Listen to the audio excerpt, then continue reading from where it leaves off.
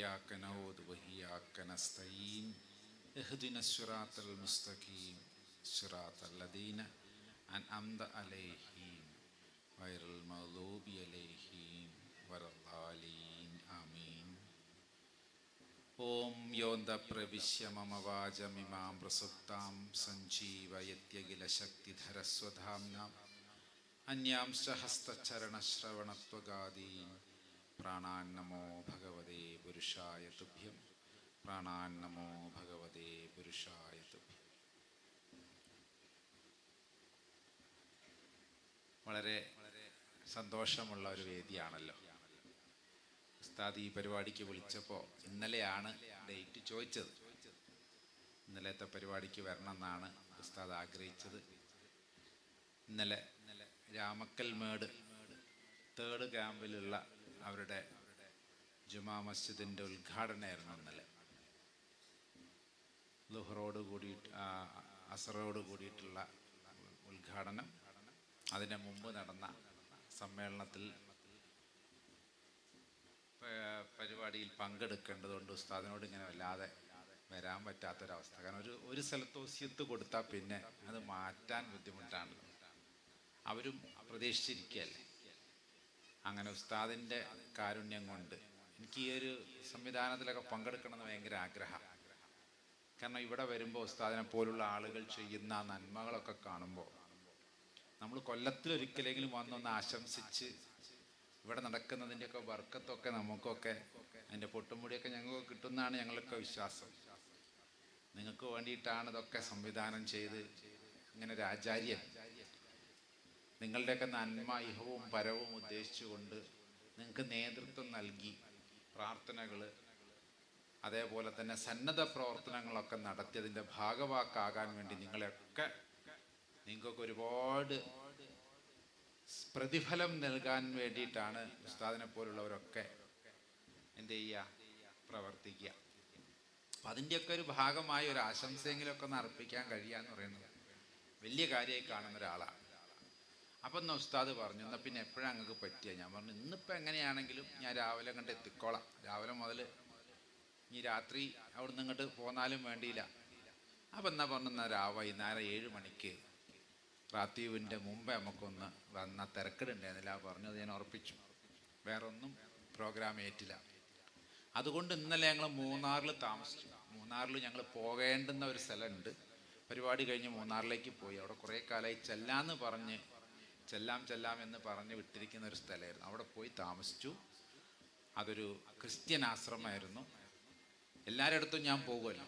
അപ്പോൾ അവരുടെ കൂടെ ആ ക്രിസ്ത്യൻ ആശ്രമത്തിൽ അച്ഛന്മാരുടെ കൂടെ താമസിച്ചു, അച്ഛൻ്റെ കൂടെയൊക്കെ താമസിച്ചു.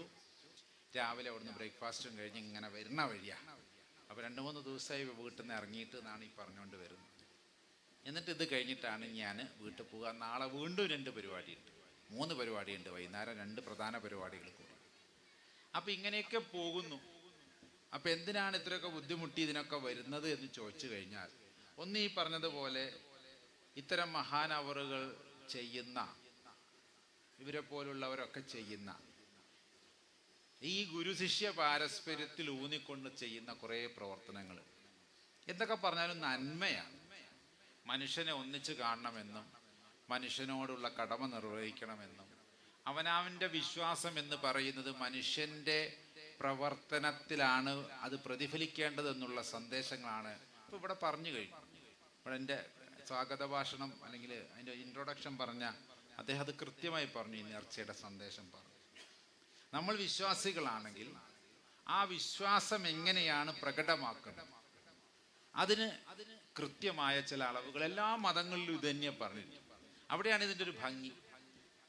ഞാൻ യേശുക്രിസ്തുവിനെ കുറിച്ച് ഒന്ന് പറഞ്ഞു തുടങ്ങട്ടെ. കാരണം ഈസാ നബി അലൈഹി സ്വലാമിനെ പറഞ്ഞു കഴിഞ്ഞാൽ എൻ്റെ ഇപ്പുറത്ത് യഹൂദന്മാരെയും പറയാം. അത് കഴിഞ്ഞ് വന്ന മുഹമ്മദ് മുസ്തഫ സല്ലല്ലാഹു അലൈഹി വസല്ലം തങ്ങളുമായി ബന്ധപ്പെട്ട ഇസ്ലാമിനെയും പറയാം. അപ്പം അതിൻ്റെ നടുക്ക് വന്ന ഒരാചാര്യൻ എന്ന നിലയ്ക്ക് യേശുക്രിസ്തുവിനോട് ചോദിച്ചൊരു ചോദ്യത്തിൽ നിന്ന് നമുക്ക് ഈ വിഷയമൊന്ന് കേൾക്കാം. യേശുക്രിസ്തുവിൻ്റെ അടുത്ത് അല്ലെങ്കിൽ ഈസാ നബിയുടെ അടുത്ത് അന്നത്തെ കുറേ ആളുകൾ വന്ന് ചോദിച്ചു. അദ്ദേഹം ഒരു യഹൂദനായിരുന്നല്ലോ. ഈസാ നബി അലൈഹി സ്വലാം ഒരു യഹൂദ വംശത്തിൽ പെട്ട ആളായിരുന്നു. അദ്ദേഹത്തോട് വന്ന് ചോദിക്കുകയാണ്, അല്ലയോ റബ്ബി. റബ്ബി എന്നാണ് ബൈബിളിൽ അദ്ദേഹത്തെ വിളിക്കുക, ഗുരു എന്ന അർത്ഥത്തിൽ റബ്ബി. വിളിച്ചിട്ട് ചോദിക്കുകയാണ്, നമ്മുടെ ന്യായപ്രമാണങ്ങളുടെ അല്ലെങ്കിൽ നമ്മുടെ ശരീഅത്തിന്റെ ആകത്തുക എന്താ? ഈ അനുഷ്ഠാനം ഒക്കെ ഒരുപാട് പറഞ്ഞിട്ടുണ്ട്. അത് എന്തിനു വേണ്ടിയിട്ട്? സൂക്ഷ്മത ഉണ്ടാകാൻ, അതുണ്ടാവാൻ, സമാധാനം ഉണ്ടാകാൻ, ഇഹവും പരവും നേടാനൊക്കെ, അതൊക്കെ വേണ്ടിയിട്ടാണ് യഹൂദന്മാർക്കും ഇങ്ങനെ ഒരുപാട് നിയമങ്ങൾ കൊടുത്തിട്ടുണ്ട്. ആവർത്തന പുസ്തകം എന്ന് പറയുന്നത് തന്നെ നിയമാവർത്തന പുസ്തകം എന്നാണ് അതിന് ശരിക്കുള്ള പേര്. ഈ നിയമങ്ങളൊക്കെ കൊടുത്ത മോശയ്ക്കും അഹ്റോനിലൂടെയും കൊടുത്ത നിയമങ്ങളുടെ ആവർത്തനം എന്ന് പറഞ്ഞിട്ടൊരു പുസ്തകം തന്നെയാണ്. അപ്പൊ ഈ ഒരുപാട് കാര്യങ്ങൾ അവർക്ക് പറഞ്ഞിട്ടുണ്ട് ആ മതത്തിൽ. ഇത് കുറെ കോംപ്ലിക്കേറ്റഡ് ആണ്. നമുക്കറിയാം എത്രത്തോളം ഹദീസുകളുണ്ട്, നമുക്ക് മസലകൾ എത്രത്തോളം ഉണ്ട് അല്ലേ? ശരീഅത്തിന്റെ നിയമങ്ങളൊന്ന് ആലോചിച്ച് നോക്കി. ഹദീസുകൾ തന്നെ ലക്ഷക്കണക്കിനുണ്ട് എന്നാണ് പറയുന്നത്. ഇതെല്ലാം ക്രോഡീകരിച്ച് പഠിച്ച് അതെങ്ങനെയാണ് ഒരു ജീവിതത്തിൽ കൊണ്ടുനടക്കുക എന്നൊക്കെയുള്ള ബുദ്ധിമുട്ട് അവർക്കും ഉണ്ടായിരുന്നു ഇതേപോലെ. അപ്പൊ അവർ ചോദിക്കുകയാണ്, നീ ദൈവത്തിൽ നിന്നുള്ള ഒരാളാണെന്ന് ഞങ്ങൾ മനസ്സിലാക്കും. അപ്പൊ നിന്നോട് ചോദിക്കുകയാണ്, ഗുരു, ഞങ്ങൾ ഇതിൻ്റെയൊക്കെ ഒരാകത്തുക നിന്നോട് ചോദിച്ചാൽ നീ എന്ത് ഉത്തരമാണ് പറയുക? എന്താണ് നിനക്ക് ഞങ്ങളോട് പറയാനുള്ളത്? യേശുവിന് ഒരു സംശയം ഉണ്ടായിരുന്നില്ല. യേശു പറഞ്ഞൊരു കാര്യമുണ്ട്, പൂർണ്ണ ഹൃദയത്തോടും പൂർണ്ണ മനസ്സോടും പൂർണ്ണ ആത്മാവോടും നീ ദൈവത്തെ സ്നേഹിക്കുക. ആ സ്നേഹം എന്ന വാക്കിന്റെ അർത്ഥം വെറും സ്നേഹം എന്ന് മാത്രമല്ല, ഇബാദത്ത് ചെയ്യുക എന്നുള്ള അർത്ഥത്തിലാണ്. അറബി ബൈബിളിൽ ഞാൻ ഇങ്ങനെ ഒരു ബൈബിള് വെറും ട്രാൻസ്ലേഷൻ മാത്രമല്ല പഠിക്കുക.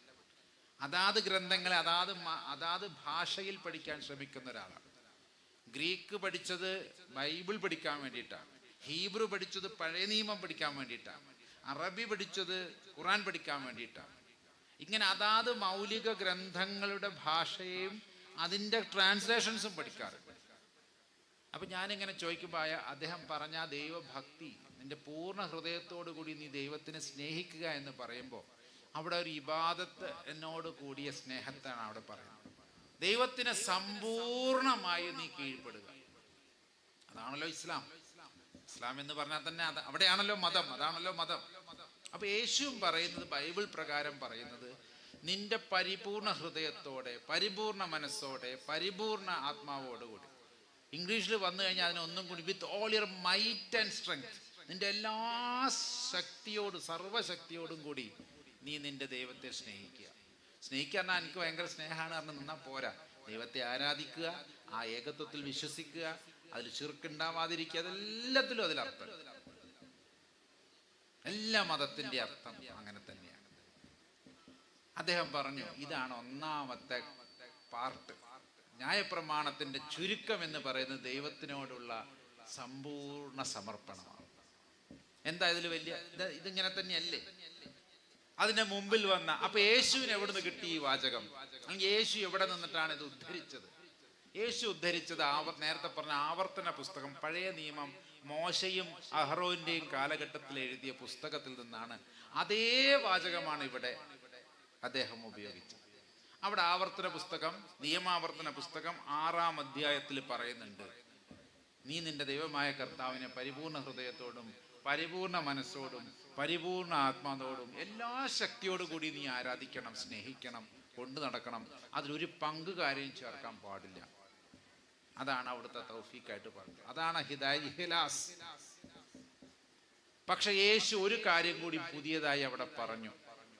ഇത് ചെയ്ത് കഴിഞ്ഞാൽ നിന്നെ പോലെ നിന്റെ അയൽക്കാരനെയും സ്നേഹിക്കണം. അത് നിങ്ങളൊക്കെ കേട്ടിട്ടുണ്ടാവും, യേശു അങ്ങനെ പറഞ്ഞിട്ടുണ്ട് എന്നുള്ളത്. അല്ലെങ്കിൽ ബൈബിൾ വായിച്ചാൽ അത് കിട്ടും. നിന്നെ പോലെ നിന്റെ അയൽക്കാരനെ സ്നേഹിക്കുക. അതായത് ദൈവത്തോടുള്ള നിന്റെ കടമകൾ അല്ലെങ്കിൽ ദൈവത്തോടുള്ള നിന്റെ ബന്ധം ശരിയാക്കി കഴിഞ്ഞാൽ പിന്നീട് നീ ചെയ്യേണ്ടത് നിന്റെ അയൽവാസിയോടും സഹജീവികളോടുമുള്ള കാരുണ്യമാണ്. ഇതാണ് സത്യത്തിൽ എല്ലാ മതങ്ങളുടെയും അടിസ്ഥാനം. യഹൂദ മതവും അത് പഠിപ്പിച്ചു, ക്രിസ്തു അത് ആവർത്തിച്ചു. അതിനൊന്നും കൂടി മാനവിക മൂല്യം കൊടുത്തുകൊണ്ട് അദ്ദേഹം സംസാരിച്ചു. അത് റസൂലുള്ളാഹി സ്വല്ലല്ലാഹു അലൈഹി വസല്ലമ തങ്ങളിലേക്ക് വരുമ്പോൾ എങ്ങനെയാണ് അതിനെ ആവർത്തിച്ചു പറഞ്ഞത്? അയൽവാസി പട്ടിണി കിടക്കുമ്പോൾ വയറ് നിറച്ചുണ്ണുന്നവൻ എന്നിൽപ്പെട്ടവനല്ല എന്ന ഓട്ടോമാറ്റിക് എക്സ് കമ്മ്യൂണിക്കേഷൻ നിയമ സംഹിത അവിടെ കൊണ്ടുവന്നിട്ടാണ് റസൂലുള്ളാഹി അത് സ്ഥാപിച്ചിട്ട് പോയത്. മറ്റേത് നിന്നെ പോലെ ആൾക്കാരെ സ്നേഹിക്കാന്ന് പറയാൻ എളുപ്പാ. ഇന്ന് വരെ എനിക്ക് അറിഞ്ഞൂടാ സത്യത്തിൽ നമുക്ക് നമ്മളെപ്പോലെ നമ്മളെ മക്കളെ സ്നേഹിക്കാൻ പറ്റുമോ? ഇന്നെപ്പോലെ എൻ്റെ ഭാര്യനെ സ്നേഹിക്കാൻ പറ്റുമോ? എന്നെപ്പോലെ എൻ്റെ അച്ഛനമ്മമാരെ, സഹോദരന്മാരെ നമുക്ക് പറ്റുമോ? വലിയ ബുദ്ധിമുട്ടാണ്. എന്നെപ്പോലെ ഞാൻ ഇന്ന് നല്ലൊരു കുപ്പായം എടുക്കുന്നുണ്ട് എന്നുണ്ടെങ്കിൽ അതിനുള്ള തുണിയോ അല്ലെങ്കിൽ അതിനുള്ള റെഡിമെയ്ഡോ എടുക്കുന്നുണ്ടെങ്കിൽ എന്നെപ്പോലെ എൻ്റെ അയൽക്കാരനുണ്ടോ എന്ന് ഞാൻ അന്വേഷിക്കണം. അപ്പം ഞാൻ നല്ല തുണിയാണ്, മീറ്ററിന് 600, 700, 1000 ഉറുപ്പ്യൊക്കെ ഉള്ള തുണി ഞാൻ കണ്ടുകൊണു. അപ്പം ഞാനത് എടുക്കുമ്പോൾ ഇനിയിപ്പോൾ ഇതിലെങ്ങാനും വല്ല ദോഷം വരാതെ ഓനൊരു 150 ഉറുപ്പ്യൻ്റെ തുണി മുറിച്ചോ എന്ന് പറയണതല്ലല്ലോ നിന്നെപ്പോലെ നിൻ്റെ അയൽക്കാരനെ സ്നേഹിക്കുക എന്ന് പറയുന്നത്. ഞാനിടുന്ന അതേ ക്വാളിറ്റിയിലാണ് മറ്റുള്ളവർക്ക് ഉണ്ടായി കൊടുക്കേണ്ടത്. അതുകൊണ്ട് ഞാനൊക്കെ വളരെ ഒരു 30-40 ഉറുപ്പ്യൊക്കെ ഉള്ളൂ കേട്ടോ സത്യത്തിൽ ഞാനൊക്കെ ഇടുന്ന ഈ തുണീൻ്റെത്. അതുകൊണ്ടൊന്നും പറയാൻ പാടില്ല. എല്ലാവരും വിചാരം നല്ല. നാളെ ഒരാളിനോട് ചോദിച്ചു, നിങ്ങളെ കുപ്പായത്തിൻ്റെ 1 മീറ്റർ തുണിക്കൊക്കെ എത്ര വരുമെന്ന് ചോദിച്ചു. പിന്നെ സത്യം പറയണമല്ലോ എന്നുള്ളതുകൊണ്ട് ഞാൻ പറഞ്ഞു, ഏറിപ്പോയാൽ 39-40 അപ്പുറത്തൊന്നും പോലില്ല. അതുകൊണ്ട് ഇപ്പം 3.5 മീറ്റർ കൊണ്ട് ഇങ്ങനത്തെ ഒരു കന്തൂറ അടിച്ചിട്ടാ. അതേ സമയത്ത് ഞാൻ അതുപോലത്തെ ഒരു ഡ്രസ്സ് എൻ്റെ മനസ്സിൽ എൻ്റെ അയൽവാസി എന്ന് ആവശ്യമുള്ള കോടീശ്വരൻ്റെ അടുത്ത് കൊണ്ട് കൊടുക്കൂല കേട്ടോ. എൻ്റെ അയൽവാസി ഒരു പക്ഷെ അടുത്തൊന്നും പട്ടിണി ഉണ്ടാവാത്തവനായിരിക്കും, അല്ലെങ്കിൽ ഡ്രസ്സിന് മുട്ടാത്തവനായിരിക്കും. പക്ഷെ ഒരു ഡ്രസ്സും കൂടി ഞാൻ ആ വിലക്ക് ഞാൻ എടുക്കും. എന്നാലേ എനിക്ക് അഡ്ജസ്റ്റ് ചെയ്ത് പോകാൻ പറ്റുള്ളൂ. അല്ലാതെ 1000 ഉറുപ്പ്യൻ്റെ ഒന്നും ഇടാൻ ബുദ്ധിമുട്ടുണ്ടായിട്ടൊന്നുമല്ല, പക്ഷെ വാങ്ങിയിടൂല. പിന്നെ ചിലവരൊക്കെ ഇങ്ങനത്തെ തുണിയൊക്കെ എടുത്തു തരും. നാളൊരു ഉസ്താദ് ഹജ്ജിന് പോയി വന്ന സമയത്ത് അദ്ദേഹം അവിടെയൊക്കെ ഒന്ന് കറങ്ങി, സൗദി അറേബ്യയിലൊക്കെ കറങ്ങിയപ്പോൾ അദ്ദേഹത്തിന് കന്തൂർ എടുക്കാൻ വേണ്ടി ചെന്ന സമയത്ത് ഇത് സാമീൻ്റെ കളറാണല്ലോ, അതിനൊരു കന്തൂറൊക്കെ ഉള്ളത് മേടിച്ചോളി എന്ന് പറഞ്ഞു. അതിനൊക്കെ നല്ല വില ഉണ്ട്. അത് ഞാൻ അങ്ങനെ വളരെ പൊന്നി പുതുക്കി കൊണ്ടെടുക്കുകയാണ്. എവിടെയെങ്കിലും വളരെ വിശിഷ്ടമായ ഇതിലൊക്കെ ഞാനത് ഇട്ടുള്ളൂ. അങ്ങനെ കിട്ടിയാൽ എടുക്കാൻ, അത് ഞാൻ മേടിച്ചതല്ലല്ലോ, ഇന്ന സ്നേഹം വെച്ചിട്ട് ഒരാൾ തന്നതല്ല. അപ്പം ഇങ്ങനെ ആയിരിക്കണം സഹജീവികളോട്, നിന്നെപ്പോലെ നിൻ്റെ അയൽക്കാരനെ സ്നേഹിക്കുക എന്ന് യേശു പറഞ്ഞു. പക്ഷെ റസൂലുള്ളാഹിയുടെ കാലഘട്ടമായപ്പോഴേക്കോ അദ്ദേഹം പറയാണ്, സ്നേഹിക്കുന്നതൊക്കെ ശരിയാണ്, പക്ഷേ നിങ്ങളത് ചെയ്തില്ലെങ്കിൽ നിങ്ങൾ എന്നിൽപ്പെട്ടവനല്ല എന്ന, അത് ഭയങ്കര ഒരു പറച്ചിലല്ലേ. നിങ്ങൾക്ക് അതിൻ്റെ അർത്ഥവും ആഴമൊക്കെ മനസ്സിലാകുന്നുണ്ടെങ്കിൽ നമുക്ക് പേടി തോന്നും. നമ്മൾ ചെയ്യാതിരുന്നു കഴിഞ്ഞാൽ പിന്നെ നമ്മൾ ഇസ്ലാമാണെന്നോ മുസ്ലിമാണെന്നോ സത്യവിശ്വാസിയാണെന്നോ മൂമിനാണെന്നോ ഒന്നും പറയാൻ പറ്റാത്ത അവസ്ഥയിൽ എക്സ്കമ്മ്യൂണിക്കേറ്റഡ് ആയി പോവുക. ഒരർത്ഥത്തിൽ ഇസ്ലാം വളരെ സിമ്പിളായിട്ടുള്ളൊരു മതം കൂടിയാണ്. ഞാൻ നിങ്ങൾക്ക് ഈ ദീൻ എളുപ്പമാക്കി തന്നിരിക്കുന്നു എന്നാണ് ദൈവം എപ്പോഴും ആഗ്രഹിച്ചത്. ഒരുപാട് നിയമങ്ങൾ ഉണ്ടെങ്കിൽ അതൊക്കെ വളരെ സിമ്പിളാണ്. ഒന്ന് വിശ്വസിച്ച് കഴിഞ്ഞാൽ, ഹൃദയപൂർവ്വം ഒന്ന് വിശ്വസിച്ച് കഴിഞ്ഞാൽ ഇഹവും പരവും ഒരുപോലെ ലഭിക്കുന്ന ഒരു സമ്പ്രദായമാണ് മുഹമ്മദീയ ഈ ഒരു മാർഗം. ഈ ഒരു ഇസ്ലാം മാർഗം എന്ന് പറയുന്നത്, അതിൻ്റെ ഈ ഒരു ഭാഗം എന്ന് പറയുന്നത് വളരെ എളുപ്പമാണ് ഒരർത്ഥം. പക്ഷേ വളരെ അപൂർവം സന്ദർഭങ്ങളിൽ മാത്രമേ നിങ്ങൾ നഷ്ടപ്പെട്ടവരുടെ കൂട്ടത്തിലായി പോകുമെന്ന് പറഞ്ഞിട്ടുള്ളൂ. അതിലൊന്ന് പ്രധാനപ്പെട്ടത് ഈ സഹജീവികളോടുള്ള കാരുണ്യം നിലനിർത്താത്തത്. അനാഥരോടും അഗതികളോടും കാരുണ്യം കാണിക്കാത്തവർ ശരിയാവില്ല എന്ന് തന്നെയാണ് ഖുർആനിൻ്റെ ഭാഷ. ഇല്ലേ, അങ്ങനെ ഒരുപാട് പണ്ടുണ്ട് ഉസ്താദ്മാരൊക്കെ. അല്ലെങ്കിൽ അങ്ങനെയൊന്നും പറഞ്ഞിട്ടില്ലെങ്കിൽ പറഞ്ഞു, ഞാൻ വായിച്ച ഖുർആനിലൊക്കെ അങ്ങനെ അതുണ്ട്. അനാഥരോടും അഗതികളോടും അത് ആവശ്യമുള്ള ഒരു ഗ്രൂപ്പാണ്, പാർശ്വവൽക്കരിക്കപ്പെട്ട ഒരു ഗ്രൂപ്പാണ്. അനാഥര്, അഗതികൾ, വിധവകൾ, ഇവരോടൊക്കെ കാണിക്കേണ്ടുന്ന മര്യാദകളിൽ പെട്ടതാണ്. അതുകൊണ്ട് തന്നെ ഇസ്ലാമിൻ്റെ വിപ്ലവം എന്ന് പറയുന്നത് സക്കാത്തിന് അർഹതയുണ്ടെന്ന് തോന്നിയാൽ പോയി ചോദിക്കാനുള്ള ധൈര്യം കൊടുത്ത ഒരു മതമാണ് ഇസ്ലാം. എനിക്ക് ധൈര്യമായിട്ട് ചോദിക്കാം, നിങ്ങളുടെ സക്കാത്ത് തരാൻ, നിങ്ങളുടെ സക്കാത്തിന് എനിക്ക് അർഹതയുണ്ട് എന്നുള്ളത്. അത്ര ഒരു രീതി, സംവിധാനം മറ്റെവിടെയുള്ളത്? അതിനെയൊക്കെ നമ്മൾ ഒരുപാട് തെറ്റിയായിട്ടൊക്കെ വ്യാഖ്യാനിക്കുന്നുണ്ട്. അത് കണ്ടെത്തി കൊടുക്കണം എന്നുള്ളതൊക്കെയാണ്. ഇനി അതിൻ്റെ അപ്പുറത്തേക്ക് അൽ മാരിജ് സൂറത്തൊക്കെ പരിശോധിച്ച് കഴിയുമ്പോൾ ഞാൻ മനസ്സിലാക്കേണ്ടത്, ഈ മിസ്കീനും മഹ്റൂം എന്ന രണ്ട് തരം ആളുകൾ. മിസ്കീൻ എന്ന് പറഞ്ഞാൽ ഞങ്ങൾക്ക് അറിയാം, ഒന്നുമില്ലാത്തവര്, ദരിദ്രന്മാര് എന്നൊക്കെ അർത്ഥത്തിലാണ്. അത് ഈ മഹ്റൂമിനെ അങ്ങനെയൊക്കെ തന്നെയാണ് ചിലർ വ്യാഖ്യാനിക്കുക. പക്ഷെ ഞാനതിനെക്കുറിച്ച്, ഈ മഹ്റൂം എന്ന വാക്ക് ഉണ്ടായിരിക്കുന്നത് തന്നെ ഹറാം എന്ന് പറയുന്ന, ഹറാം എന്ന് പറയുന്ന അറബി വാക്കിന്റെ ഒരു രൂപമാണ് മഹ്റൂം. ദൈവം തനിക്ക് ദാരിദ്ര്യമാണ് നൽകിയിരിക്കുന്നതെന്നും ദൈവമാണ് തനിക്ക് ഐശ്വര്യം നിഷേധിച്ചത്, ആ നിഷേധമാണ് ഹറാം. ദൈവം തനിക്ക് നന്മയല്ല, ഈ പറയുന്ന ഒരുപാട് കാശ് അല്ലെങ്കിൽ ഒരുപാട് റിച്ച്നെസ് അല്ലെങ്കിൽ ഒരുപാട് വെൽത്ത്, ഒരുപാട് എന്താ പറയുക, ഒരുപാട് ഐശ്വര്യം എനിക്ക് നിഷേധിച്ചിരിക്കുന്നു അതിൽ ദൈവത്തിനൊരു ഉദ്ദേശമുണ്ടെന്ന് ഉറപ്പിച്ചവനാണ് മഹ്റൂം. അവനെ സംബന്ധിച്ചിടത്തോളം അവൻ നേരത്തെ പറഞ്ഞ പോലെ മിസ്കീന് പറയുന്ന പോലെ സക്കാത്ത് തരി എന്ന് ചോദിക്കാനുള്ള അർഹത അവനില്ല. അവന് ചോദിക്കൂല എന്നുള്ളതാണ്. അവൻ എത്ര ബുദ്ധിമുട്ടിയാലും അവൻ്റെ ബുദ്ധിമുട്ട് ലോകത്തോട് അവൻ അറിയിക്കില്ല. അത്തരത്തിലുള്ള സഹാബിമാരുടെ എണ്ണം ഉണ്ടായിരുന്നു.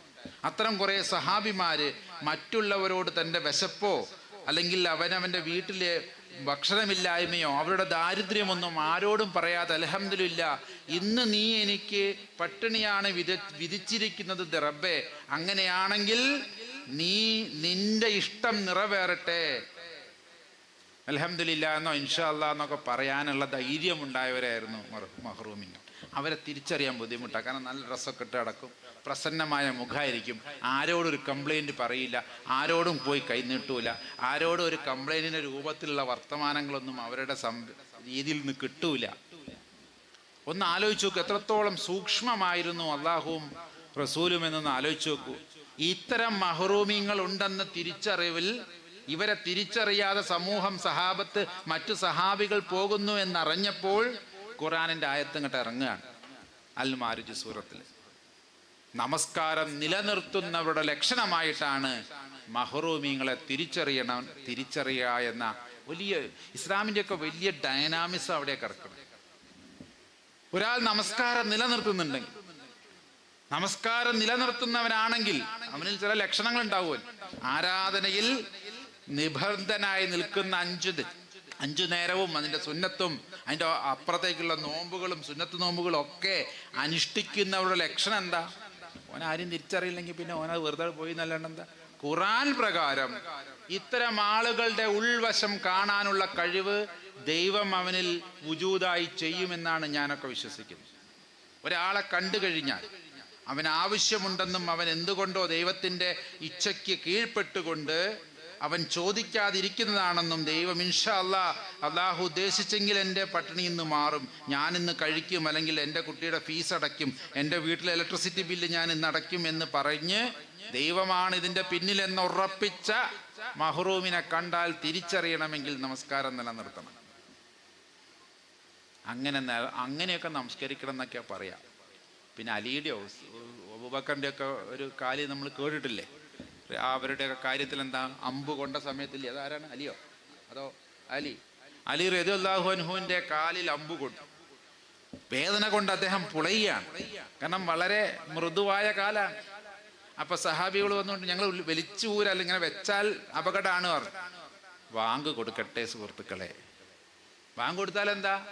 വാങ്ക് കൊടുത്തു കഴിഞ്ഞ് ഞാൻ നമസ്കാരത്തിന് വേണ്ടി കൈ കെട്ടിക്കഴിഞ്ഞാൽ അല്ലാഹു അക്ബർ എന്ന് പറഞ്ഞ് ഞാൻ ആ സമർപ്പണത്തോടു കൂടി എൻ്റെ തല, എൻ്റെ കൈകൾ കെട്ടിക്കഴിഞ്ഞു കഴിഞ്ഞാൽ ആ നിമിഷം മുതൽ ഞാൻ എൻ്റെ ശരീരവും ഒക്കെ മറക്കും.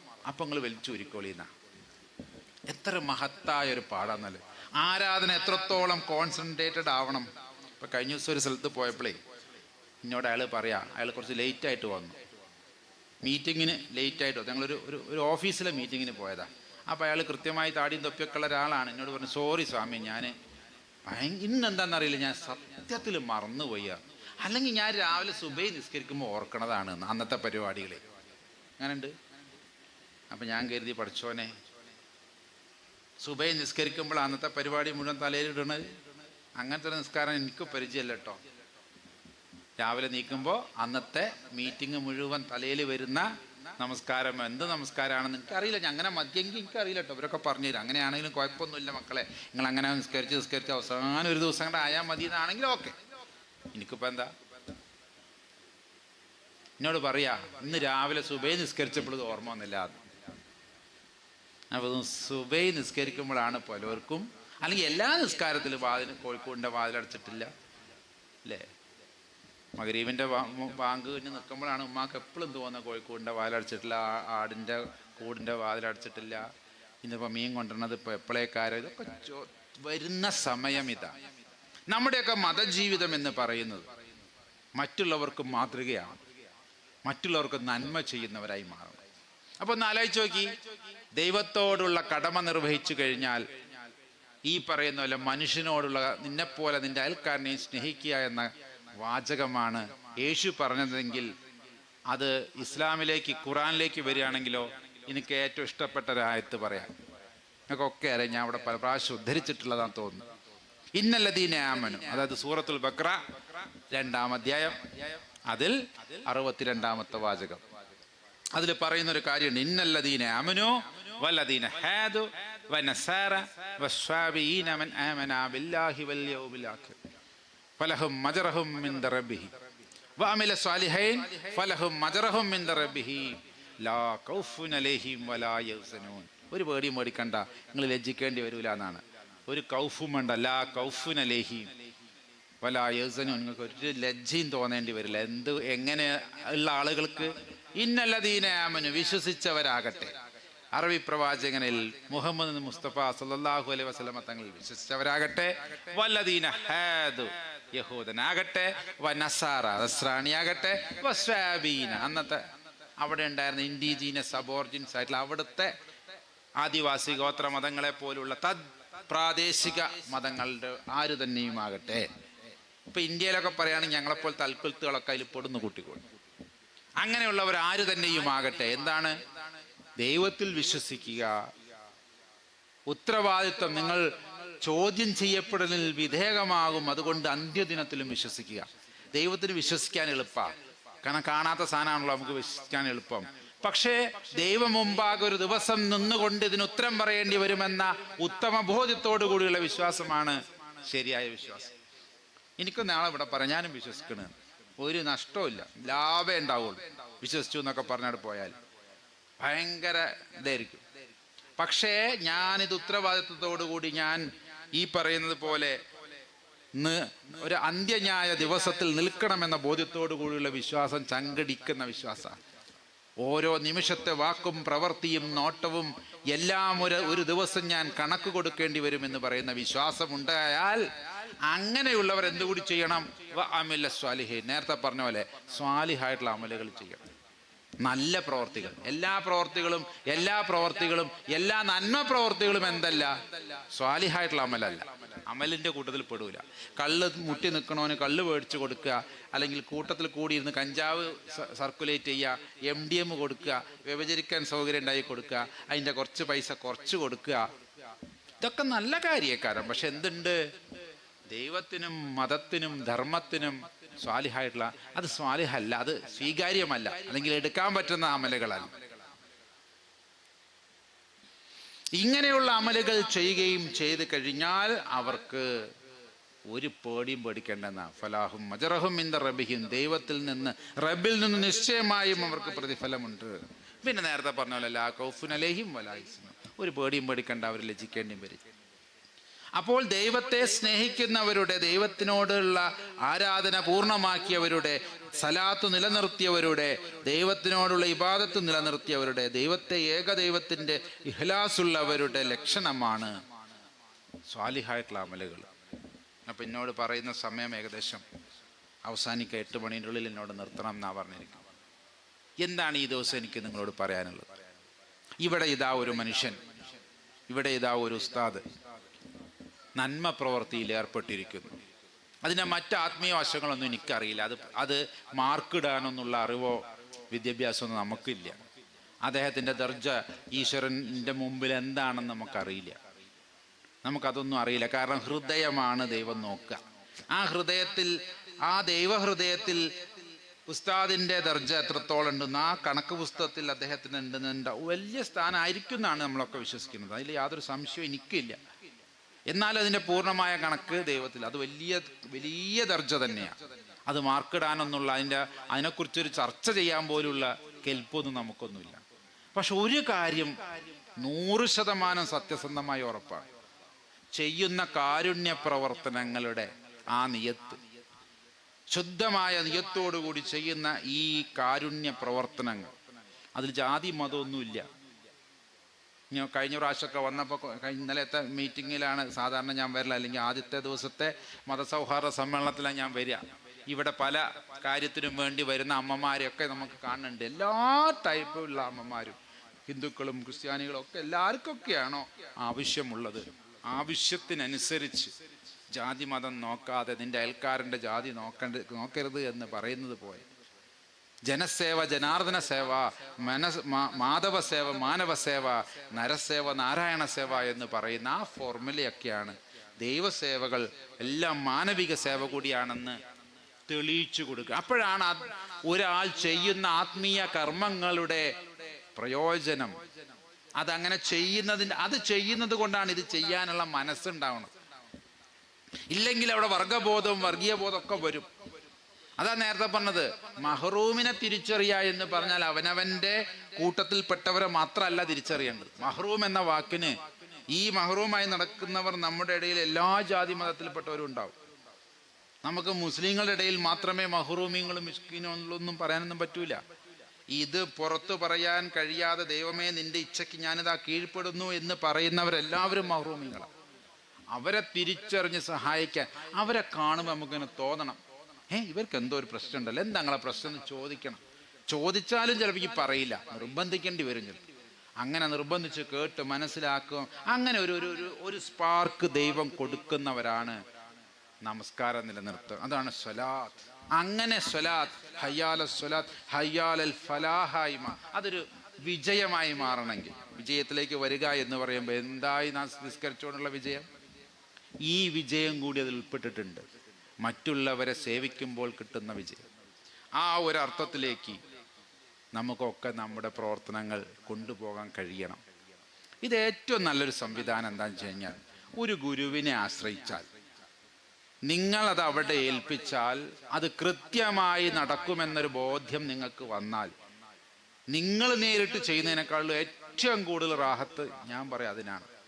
ഏറ്റവും കൂടുതൽ പുണ്യം അതിനാണ്. കാരണം എന്താ അറിയോ, നിങ്ങൾ കൊടുത്തൊരു സാധനം മൂപ്പരാണ് വിതരണം ചെയ്യുന്നത്. അപ്പൊ നിങ്ങൾക്ക് അഹങ്കാരം കുറഞ്ഞിട്ട്, ഇനി അതിൻ്റെ ഇടയിൽ ഞാനാണ് ഉസ്താദിന് 1,00,000 റുപ്യ കൊടുത്തതെന്നുള്ള അഹങ്കാരം ഉണ്ടെങ്കിൽ പോയിട്ടോ മാർക്ക്. ഞാൻ അങ്ങനെയാണ് ചിന്തിക്കുന്നത്. ഞാൻ എൻ്റെ ഗുരുവിൻ്റെ അടുത്ത് നിന്ന സമയത്ത് അന്നൊക്കെ ഈ ലാപ്ടോപ്പ് വളരെ അപൂർവമാണ്, അമേരിക്കയിൽ നിന്നൊക്കെ കൊണ്ടുവരണം. അപ്പോൾ ഒരാൾ ദുബായിൽ നിന്നിട്ട് വന്നപ്പോൾ ഒരു ലാപ്ടോപ്പ് കൊണ്ടുവന്ന് നമ്മുടെ ഗുരുസ്വാമിക്ക് കൊടുക്കുകയാണ്. അപ്പോൾ അദ്ദേഹമാണെങ്കിൽ കുറേ കാലമായിട്ട് മറ്റേ കമ്പ്യൂട്ടറുമല്ല, ഈ ഒരു സാധനം കിട്ടിയ തിരക്കടില്ലാതൊക്കെ പറഞ്ഞ് നിൽക്കണ സമയമാണ്. അപ്പൊ അതേ ആശ്രമത്തിൽ ഒരു കുട്ടി പഠിക്കുന്നുണ്ട്, MCA പഠിക്കുന്നുണ്ട്, CA ആകാൻ പഠിക്കുക, ചാർട്ടേഡ് അക്കൗണ്ടിന് പഠിക്കുക. അവനാണെങ്കിൽ ഇതേപോലെ കമ്പ്യൂട്ടർ ആവശ്യമുണ്ട്. ഏതായാലും ഈ മനുഷ്യൻ കൊണ്ടുവന്ന് ഈ ലാപ്ടോപ്പ് ഗുരുവിന് സമർപ്പിച്ചു. ഗുരു ചോദിച്ചൊരു ചോദ്യം, നിങ്ങൾ പൂർണ്ണമായും ഇത് എനിക്ക് തന്നിട്ടുണ്ടോ? അപ്പൊ അയാൾ ചോദിച്ചു, അതെന്ത് പരിപാടിയാ? ഞങ്ങൾക്കിത് ഫുള്ളായിട്ട് തന്നിട്ടുണ്ട്. എന്നാ ശരി, സന്തോഷം. ഇന്ന ആളെ വിളിക്കാൻ പറഞ്ഞു. ആ ചെക്കനെ വിളിച്ചിട്ട് അത് നിനക്കുള്ളതാണ്, നീ ഉപയോഗിച്ചോളൂ പറഞ്ഞു. അപ്പൊ ഇയാൾ പറഞ്ഞു, സ്വാമി അതങ്ങനെ കൊടുക്കാൻ പറ്റും, എത്ര വില ഉണ്ട്, അത് എത്ര ബുദ്ധിമുട്ടിയാ കൊണ്ടുവന്നത്, കസ്റ്റംസ് ക്ലിയറൻസ് എന്ന ജനം ഉണ്ടേക്കോ പറഞ്ഞു. അവിടെ കൊടുത്തു. നിന്നോട് ഞാൻ ചോദിച്ചതാണ്, നീ പൂർണ്ണമായും നീ ഇതെനിക്ക് തന്നതാണോ? അപ്പൊ അയാൾ വീണ്ടും കരയാൻ തുടങ്ങി. പൂർണ്ണമായി തന്ന എൻ്റെ കച്ചവടം അവിടെ കഴിഞ്ഞു. നീ നിന്റെ ഗുരുവിന് കൊടുത്തു എന്ന പുണ്യം നീ നേടിക്കഴിഞ്ഞു. പിന്നെ ഗുരു അത് എന്ത് ചെയ്യുന്നു എന്ന് ചോദിക്കണ്ട. അപ്പൊ നിങ്ങൾ 1,00,000 കൊടുത്താലും, 1 ഉറുപ്യ കൊടുത്താലും, 1 ചാക്ക് അരി കൊടുത്താലും, 1 പിടി അരി കൊടുത്താലും, ഉസ്താദ് അത് എങ്ങനെയാണ് കൈകാര്യം ചെയ്യുന്നത്, അതാണ് നിങ്ങളുടെ ഹൈർ. സത്യത്തിൽ അതാണ് നല്ലത്. ഇല്ലെങ്കിൽ ഓരോരുത്തർ കൊടുക്കാൻ നിന്ന് കഴിഞ്ഞാൽ അഹങ്കാരം അങ്ങനെ കൂടുന്നല്ലാണ്ട് ഇതിന്നൊക്കെ അങ്ങനെ പിന്നോട്ട് പോകുന്നല്ലാതെ. അതുകൊണ്ട് ഇത്തരം സംവിധാനങ്ങളെ ഞാൻ എപ്പോഴും ശ്ലാഘിക്കാറുണ്ട്. അതുകൊണ്ടാണ് ഇത്തരം ആളുകളുടെ അടുത്തേക്കൊക്കെ എന്തുണ്ടെങ്കിലും ഞങ്ങളൊക്കെ ഇന്നെ പോലുള്ളവരൊക്കെ പറന്ന് വരുന്നത്. കാരണം ഇത്ര ഈ ഇരിക്കണവരുടെയൊക്കെ മനസ്സിലൊരു സ്ഥാനം ഉള്ളതുകൊണ്ടല്ലേ ഇതൊക്കെ ഇവിടെ നടക്കുന്നത്. അപ്പൊ അങ്ങനെയുള്ളവരെ നമ്മൾ പ്രോത്സാഹിപ്പിക്കണ്ടേ, ഞങ്ങളെ ഭാഗത്തുനിന്ന് ചെയ്യാവുന്ന ഞങ്ങൾ ചെയ്യണ്ടേ. അതുണ്ടാവുമെന്നാണ്, അതുണ്ടാവണം. അതുകൊണ്ടൊരു ഗുരുവര്യനായി, ഒരു ഷെയ്ഖായി, നിങ്ങൾ അവരുടെ മുരീദുമാരായി ഇഹത്തിലും പരത്തിലും ഗുണം കിട്ടുന്നവരായി മാറണേ എന്നാണ് എനിക്കൊക്കെ പ്രാർത്ഥിക്കാൻ. അവരുടെ കൈപിടിച്ചവർ, അവരുടെ നിർദ്ദേശം സ്വീകരിച്ചവർ, അവർ പറഞ്ഞത് കേട്ടവർ, അത് ദൈവത്തിൻ്റെ വാക്കായിട്ട്, റസൂലിൻ്റെ ഗുരുവിൻ്റെ വാക്കായിട്ട് തന്നെ മനസ്സിലാക്കി. റസൂലുള്ളാഹിയുടെ പ്രതിനിധികളാണ് ഔലിയാക്കൾ എന്നൊക്കെ നമുക്കറിയാലോ. ആ രീതിയിലേക്കൊക്കെ വരണമെന്നാണ് പറയാനുള്ളത്. അതിലാർക്കെങ്കിലും സംശയങ്ങളോ വേറെന്തേലും ഉണ്ടെങ്കിൽ ഇനി അതൊക്കെ തിരുത്തി ഇത്തരം ആളുകളെ പിൻപറ്റി നന്മ പ്രവർത്തിക്കുന്നവരുടെ കൂട്ടത്തിലാകണേ. എന്താ ഇനി പ്രാർത്ഥിക്കാനുള്ളത്? 8 മണിയായി, കറക്റ്റ് 59ആയി. എന്താ ഞാൻ പ്രാർത്ഥിക്കേണ്ടത്? റബ്ബനാ തഖബ്ബൽ മിന്ന ഇന്നക അന്ത സമീഉൽ അലീം. ദൈവമേ, ഇത് ഞങ്ങളിൽ നിന്നൊരു സ്വാലിഹായിട്ടുള്ള അമലായി സ്വീകരിക്കണം. നേരത്തെ പറഞ്ഞ സ്വാലിഹായിട്ടുള്ള അമൽ അല്ലേ, അല്ല വെറുതെ ഒരു അമലല്ല. ഇത്തരം പ്രവർത്തനങ്ങൾ ഇവിടെ നടന്ന എല്ലാ പ്രവർത്തനങ്ങളും ദൈവം കാണുന്നുണ്ട്. ഇതിൻ്റെ നിയത്ത് ദൈവം കാണുന്നുണ്ട്. ഇത് സംവിധാനം ചെയ്യുന്നതിൻ്റെ ഷെയ്ഖിൻ്റെ, ഇതിൻ്റെ ഗുരുവിൻ്റെ നിയത്തും ആ ആത്മശുദ്ധിയും ദൈവം കാണുന്നുണ്ട്. അത് നമ്മൾക്ക് എന്തായി മാറണം? ഒരു സ്വാലിഹായിട്ടുള്ള അമലായിട്ട് മാറണം. ഇല്ലെങ്കിലൊക്കെ നമ്മൾ നഷ്ടത്തിൽപ്പെട്ടു പോകും. അതൊരിക്കലും ദൈവം ഇഷ്ടപ്പെടുന്നില്ല. നമ്മൾ ചെയ്യുന്ന ഒരു മണിയുടെ ദാനമാണെങ്കിൽ, ഒരു മണി വറ്റിൻ്റെ, ഒരു മണി അരിയുടെ ദാനമാണെങ്കിൽ പോലും അതിനൊക്കെ കണക്കുണ്ട് എന്നാണ് നമ്മളുടെയൊക്കെ വിശ്വാസം. ഞങ്ങളുടെയൊക്കെ വിശ്വാസം അങ്ങനെയൊക്കെ തന്നെയാണ്. അപ്പം അതിനു വേണ്ടി ഒരു തലമുടി ചാടിപ്പോകുന്നതിന് പോലും ദൈവത്തിന് കണക്കുണ്ട്. അത്രയ്ക്കും ദൈവം സൂക്ഷ്മത പാലിക്കാനാണ് നമ്മളോട് പറഞ്ഞത്. അപ്പം അതുകൊണ്ട് നമ്മുടെ ഈ പ്രവൃത്തികളെല്ലാം ദൈവം സ്വീകരിക്കട്ടെ എന്ന് ആത്മാർത്ഥമായി പ്രാർത്ഥിച്ചുകൊണ്ട് ഞാൻ എൻ്റെ വാക്കുകൾ നിർത്തുന്നു. 8-1 സന്തോഷം, സമാധാനം.